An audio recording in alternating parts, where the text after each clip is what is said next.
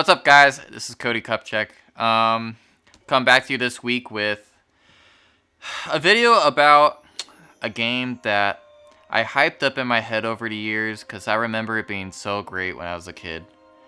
And I decided to go back due to the release of Kingdom Hearts 3 recently to Kingdom Hearts 1.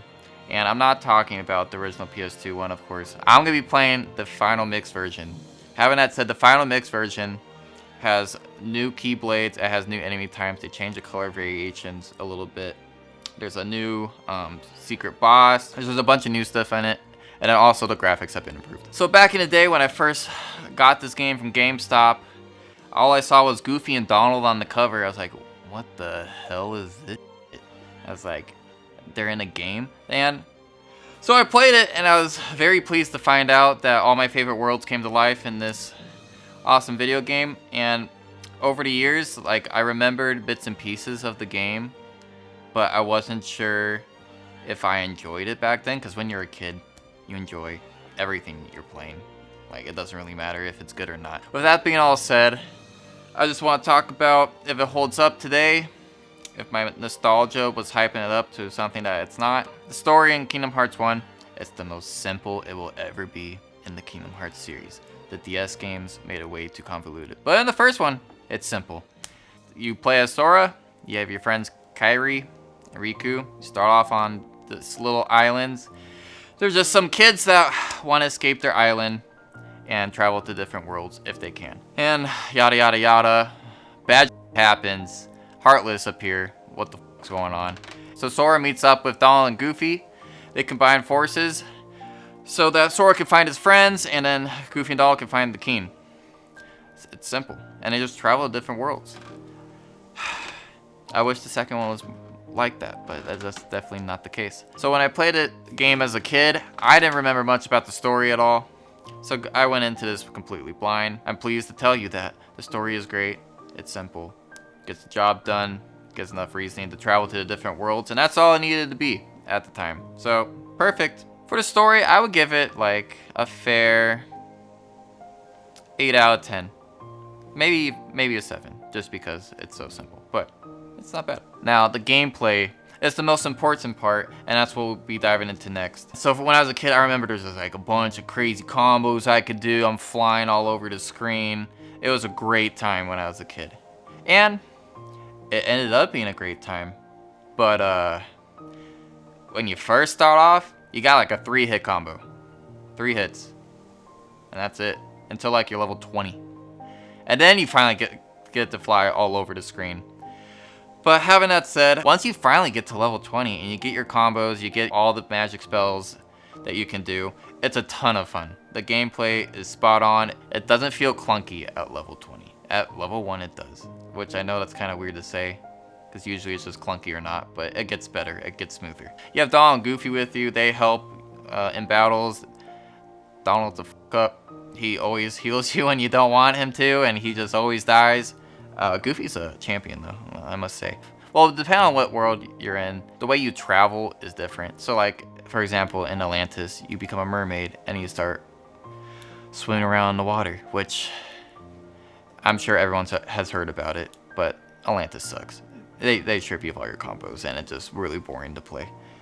And then also in the game, they have a little mini game section for the 100 Acre Woods. The mini games are alright. They're not too bad.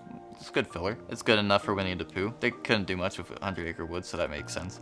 And then they have the synthesis, where you just create a bunch of items. Through the synthesis of items, you can create the Ultima Blade, which is the grindiest thing you will ever do, but in the end it's worth it. And you can also make different weapons for Donald, Goofy, healing items, different accessories for Sora that improve your stats. It's a great feature to the game, just because it adds a good, I don't know, it makes the game more meaty, because you have to go and grind out these materials, which I love.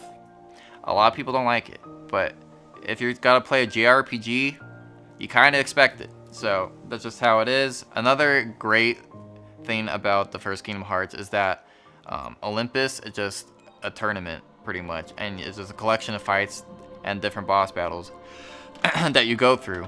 And this might be my favorite part of the game, only because It was cool to fight the Titans, the secret bosses. You fight Sephiroth at some point. You fight Hades, Cerberus.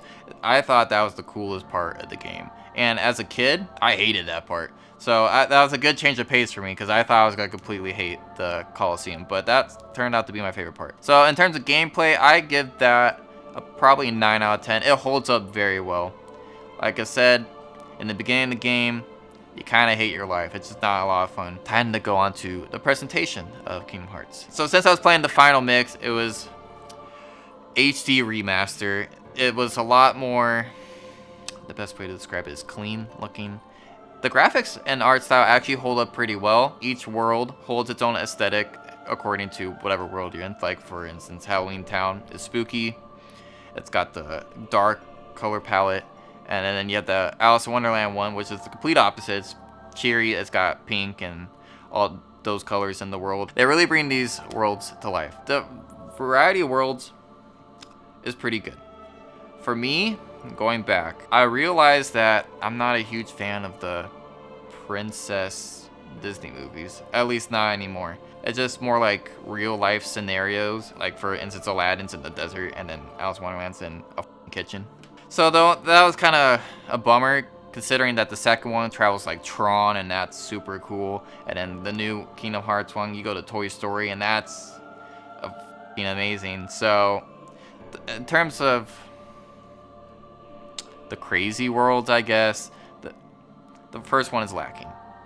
The selection's good, but it's lacking in like crazy ass worlds. The few unique areas to the Kingdom Hearts game, like Hollow Bastion and End of the World, they hold their own. They look good. They have their own color palettes as well. So the menus, they look PS2-y. I'm just gonna say that. They look like they're from the PS2, which is fine to get the job done. It looks good enough. The UI still looks good. Very easy to read. You understand everything that's going on your screen. Yeah, having that said, the presentation, I give it probably 8 out of 10. It holds up pretty well, way better than I expected. Probably because it's an HD remaster, but still, the art style holds up. So overall, I'm gonna be honest with you.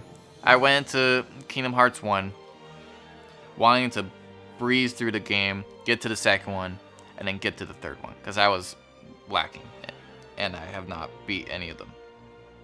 But after playing the first one, I was like trying to get my way through it, and then it sucked me in, and I'm probably gonna complete it, get all the trophies that are tied to the game, get all the items. So having that said, overall, I give this game a solid 9 out of 10, and I think it holds up very well today. It's definitely worth the revisit, especially if you haven't played it yet and you want to play Kingdom Hearts 3 just to get caught up in all the story. It's just worth it overall. It's probably gonna be one of my favorite games of all time after this. Gotta get one for Dakota.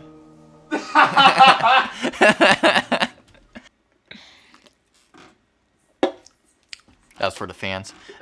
Anywho. Thanks for watching. I hope you enjoyed the video. If you did, like it. If you like all the content so far, subscribe. Leave a comment if you disagree with my opinion and you don't think Kingdom Hearts is worth revisiting. Have a great day. Have a great night. This is Cody Kupchak. I'll see you guys next week.